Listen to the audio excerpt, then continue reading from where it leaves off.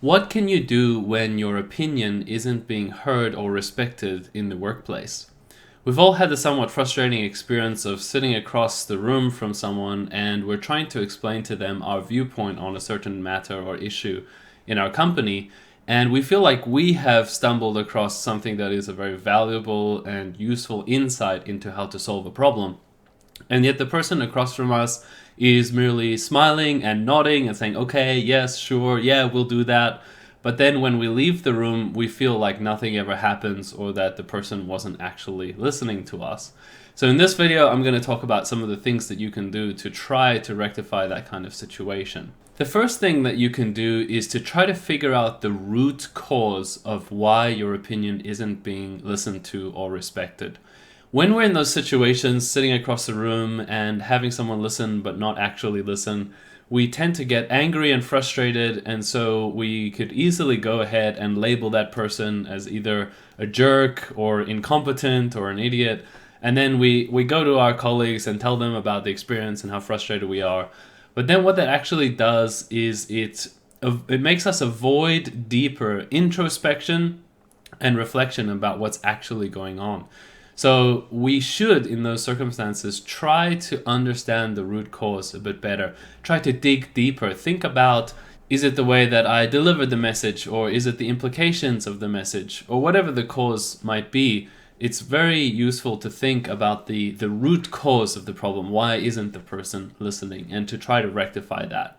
The second thing you can do is to try to wait for the right time to deliver the message. If you have an issue you want to bring up in your workplace, then waiting for the right moment to bring it up can be very useful.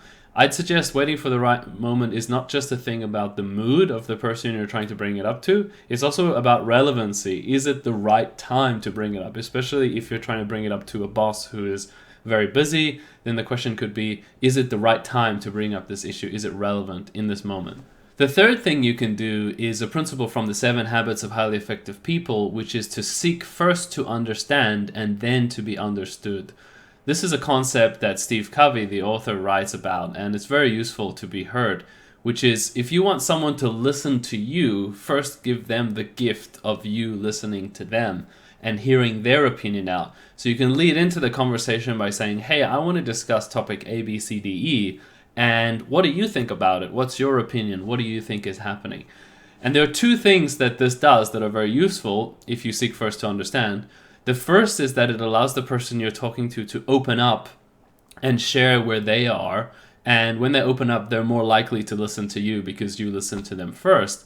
And the second thing that it does is it allows you to calibrate your response, which means if they say my opinion is A, but your opinion is B, then you can actually start from A and then explain how A is different from B and why you see things differently. So your words will be more calibrated and more spot on what you're trying to say and will lead easier from their position to your position.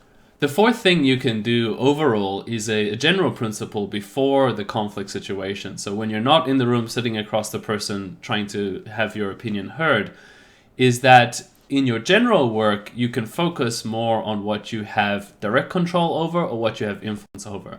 This is again a principle from the 7 Habits of Highly Effective People. It's a concept that Stephen Covey articulates where you have 3 concentric circles. The first is your circle of control. The second is your circle of influence, and the widest circle is your circle of concern. So highly effective people, he suggests, spend more of their time in the center 2 circles, which is what you can directly control or what you can directly influence. And they spend less of their time obsessing about or being concerned about things that are out there in their circle of concern. The reason this is valuable is that you will gain the respect of your colleagues and peers if they see that you are very effective, if they see that you are taking action, getting things done within your circles of control and influence. Then when the moment comes to talk with them about a certain issue, they will respect that you have a track record and they will respect your opinions more.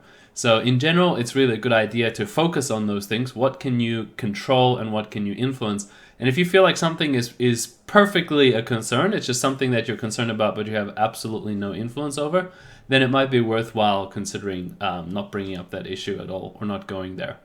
So I hope this has been helpful for you. And just to recap, the 4 suggestions I have your opinion heard and respected more. First, figure out the root cause of why you may not be being listened to. Second, wait for the right time to deliver the message when it's relevant. Third, seek first to understand and then be understood. And fourth, in general, focus on your circle of control and influence and less on things that you are merely concerned about. Hopefully this has been helpful. Thanks for watching.